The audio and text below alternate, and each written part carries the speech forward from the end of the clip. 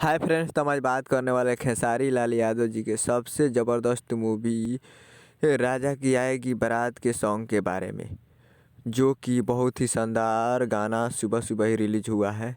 तो आप लोगों के बीच वो लेटेस्ट न्यूज़ हम लेकर आए हैं। तो चलिए, आपको स्क्रीन के ऊपर दिखाई दे रहा होगा राजा की आएगी बारात के सॉन्ग उठ मोट हो जाई, जो कि खेसारी लाल यादव और आरोही भारद्वाज ने गाया है।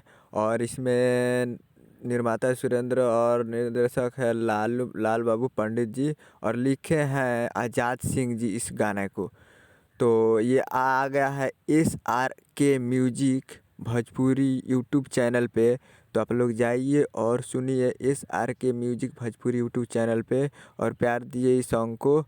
और खेसारी लाल यादव की लेटेस्ट न्यूज़ के लिए हमारे चैनल को सब्सक्राइब कर सकते हैं, ताकि जब भी नोटिफिकेशन आए आप तक जल्द से जल्द पहुँचे। इसलिए हमारे चैनल को सब्सक्राइब करके बेल आइकन प्रेस कर दिए। जय हिंद दोस्तों, जय भोजपुरी।